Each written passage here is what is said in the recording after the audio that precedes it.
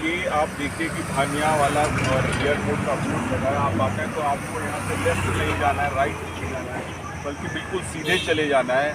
और थानो जो लेखक गांव बन रहा है, खास करके भारत में पहली बार ऐसे किसी गांव का निर्माण हो रहा होगा जहां पर लेखक आकर के रहेंगे। और इस हरियाली और इस इतने सुंदर वातावरण में आकर के लेखक की जो दृष्टि है और उसकी जो सृष्टि है, दोनों में बढ़ोतरी होगी।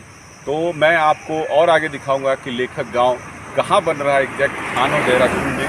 तो अभी मैं उसी सड़क पर हूँ जहाँ तक ये रास्ता जो है आपको लेकर के पहुँचता है, वो जगह है लेखक गांव थानो।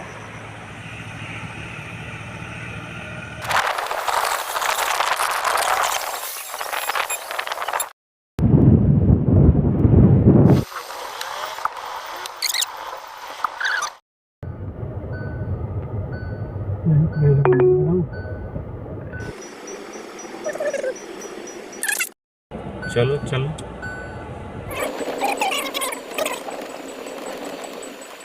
फोन करके बता दिया करो कि हाँ हम।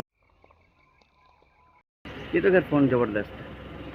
मेरा तो दूसरा वाला फ़ोन नहीं है मेरे पास। ये बताइए, जब ये खुद वीडियो बना रहा तो कोई कर, अब कह रहा है रचनात्मक ऊर्जा के लिए ये जगह भविष्य में कितनी उपयोगी रहने वाली है। प्रकृति के मनोरम स्वर्ग से कम नहीं होगा। इसके चारों तरफ फैली हुई छटाएं, प्रकृति के अद्भुत मनोरम दृश्य, पहाड़ों के बीच ये लेखक गांव और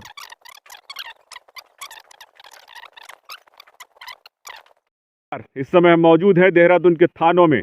थानो जो कि देहरादून से लगभग 50 मिनट के समय और कहिए कि 40 किलोमीटर की दूरी पर है। और वहाँ पर बन रहा है एक लेखक गांव, जिसका रास्ता जो है हम पीछे से तय करते हैं और आपको बताते आए हैं। तो लेखक गांव बनने से क्या फ़ायदा होगा और लेखकों को किस प्रकार से सकारात्मक ऊर्जा मिलेगी यहाँ आकर के, इस बारे में बात करने के लिए हमारे साथ मौजूद हैं दिल्ली प्रदेश के प्रवक्ता अवधेश उपाध्याय जी।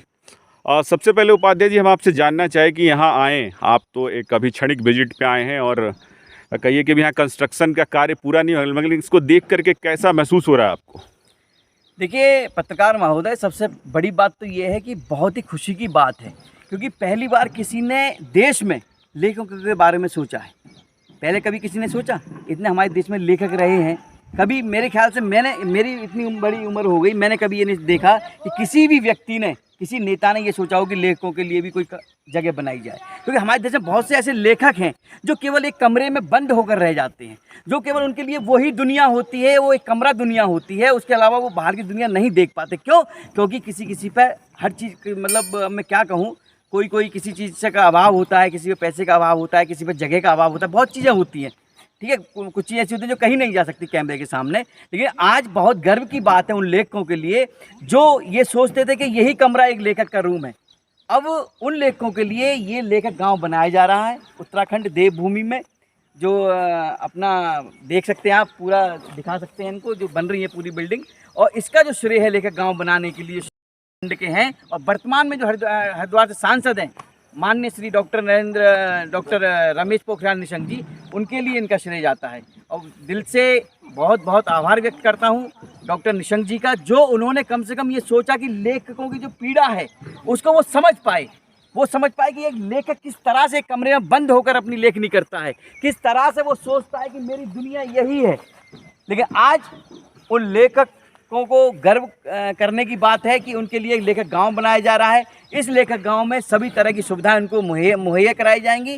खाने से लेकर पूरी व्यवस्था उनकी करी जाएगी। यहाँ पर रहने की, खाने पीने की सभी तरह की व्यवस्था इस लेखक गांव में रहेंगी। कोई भी लेखक, देश का कोई भी, किसी भी कोने से कोई भी लेखक यहाँ आ सकता है और अपनी इच्छा पूरी कर सकता है, लेख लिख सकता है, अपने मनचाही जो उनकी जो मन की जो बातें हैं वो यहाँ आकर लिख सकता है। ये यहाँ पर अपना मेन काम रहेगा।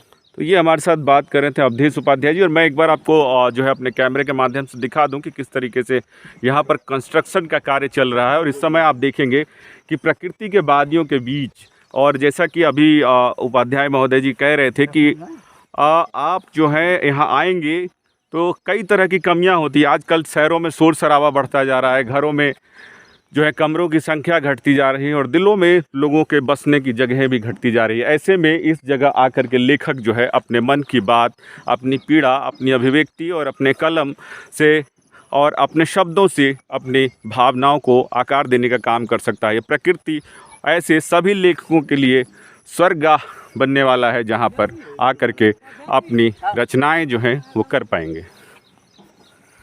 तो इस समय जो है हम देख रहे थे कि यहाँ पर देहरादून थानों में, जो कि देहरादून से लगभग 30 से 35 किलोमीटर की दूरी पर स्थित ये जगह लेखकों के लिए आने वाले समय में उनके सृष्टि और दृष्टि के विकास की जगह बनेगा।